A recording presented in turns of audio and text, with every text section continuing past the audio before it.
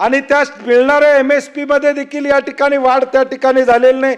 ही आकडेवारी निश्चितपणे आपल्याला सांगते की नेमकी अवस्था शेतीची या राज्यातल्या शेतकऱ्यांची काय आहे ही अवस्था आहे।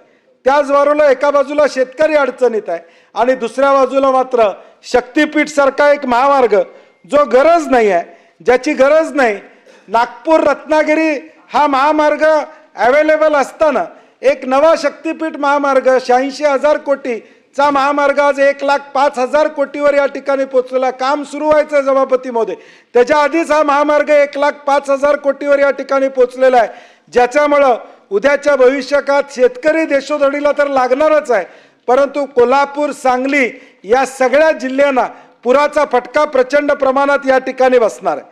आज ग्रामीण भागामध्ये तरुणांची निराशता वाढत चाललेले MPSCचा गोंधळ असू दे किंवा वेगवेगळ्या माध्यमातून नोकरीची अनुपलब्धता असू दे, या सगळ्या गोष्टी महत्त्वाचे।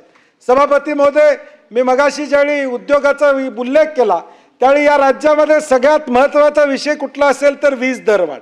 28 मार्च 2025 ला MERCने एक ऐतिहासिक निर्णय दिला, ज्यामध्ये 16% वीज दर कपातीचा घोषणा या ठिकाणी करण्यात आली।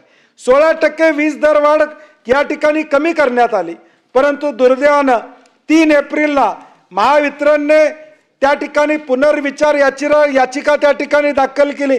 आयोगाने ती मान्य केली सुनावणी न घेता, आणि ती मान्य करत असताना त्याला स्थगिती देण्याचं काम या ठिकाणी केलं।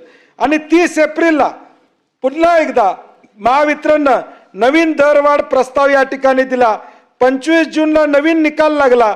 पहिल्या दरवाढीमध्ये 46,000 कोटीचा आकडा होता, दुसऱ्या दरवाढीमध्ये पण तो आकडा 1,35,000 कोटीवर या ठिकाणी झाला।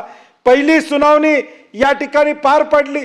आम्हाला वाटलं MERCचे अध्यक्ष त्याचा निर्णय या ठिकाणी देतील, निर्णय ग्राहकाच्या बाजूने, या राज्यातल्या 3 कोटी ग्राहकाच्या बाजूने निर्णय मिळेल अशी आम्हाला अपेक्षा होती, परंतु निर्णय द्यायच्या आधीच, त्यांची मुदत संपायच्या आधी त्यांनी राजीनामा दिला।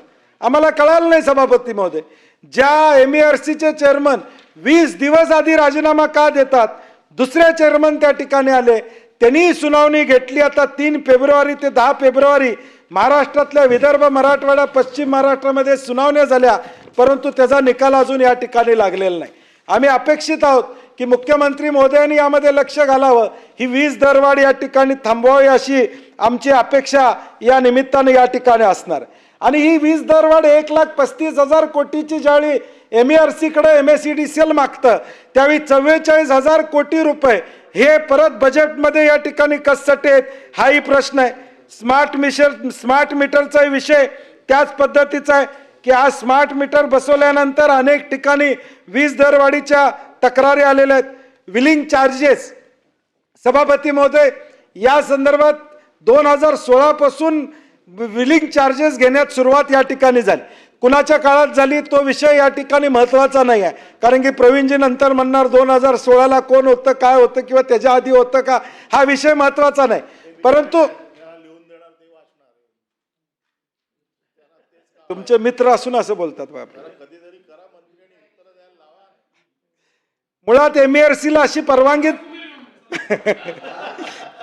मुळात MERCला अशी परवानगी देण्याचा अधिकारच नाही सभापती महोदय। महाराष्ट्र सोडून कुठल्याही राज्यामध्ये हा विलिंग चार्जेस या ठिकाणी घेण्याचा या ठिकाणी अधिकार कुठल्याही नाही।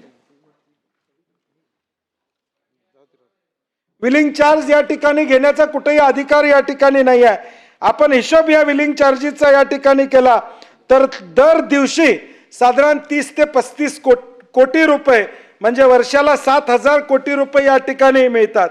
सभापती महोदय, MSEB बद्दल मी 2004 पासून या सभागृहामध्ये 2 सभागृह मिळून आता 19 वर्ष सदस्य।